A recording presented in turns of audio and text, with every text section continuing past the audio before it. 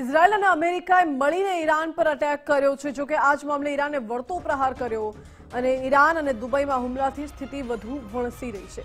અમદાવાદના અક્ષર ટૂર્સના ચેરમેન સાથે જ્યારે ગુજરાત ફર્સ્ટની ટીમે વાતચીત કરી ત્યારે તેમણે જણાવ્યું કે દુબઈ અને અબુધાબીમાં 3000 ગુજરાતીઓ ફસાયેલા છે. આ હુમલા બાદ 1500 મુસાફરોએ બુકિંગ્સ રદ કર્યા. ગુજરાત અને દુબઈ વચ્ચે 16 ફ્લાઇટ કાર્યરત હતી.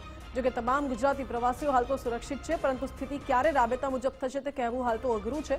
પર્યટકોમાં પ્રિય દુબઈ છે અને હાલ તો પ્રવાસીઓ અટવાઈ ગયા હોય તેવું નિવેદન મનીષ શર્માએ આપ્યું.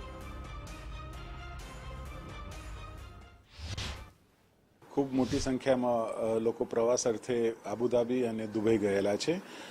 તમામ પ્રવાસીઓ અત્યારે સુરક્ષિત છે. હોટલોની અંદર લોકો અત્યારે આરામ ફરવા રહ્યા છે. સાથે વાત કરીએ ફ્લાઇટોની, તો ફ્લાઇટો કેન્સલ થવાના કારણે લગભગ 1500થી વધારે લોકોનો અત્યારે અહીંયા પ્રવાસ રદ થયેલો છે, જે આવનાર સમયની અંદર પ્રવાસ રિશેડ્યુલ કરાશે. પણ અત્યારે જે પ્રવાસીઓ છે એ ફ્લાઇટ કેન્સલ થવાના કારણે અથવા પોસ્ટપોન થવાના કારણે અત્યારે એ લોકો હોટલમાં રોકાઈ ગયા છે. આવનાર સમયની અંદર સામાન્ય સંજોગો થાય એટલે તમામ ફ્લાઇટો શરૂ થશે અને દરેક એરલાઇન્સ પોતે ટુરિસ્ટોને પાછા લાવશે.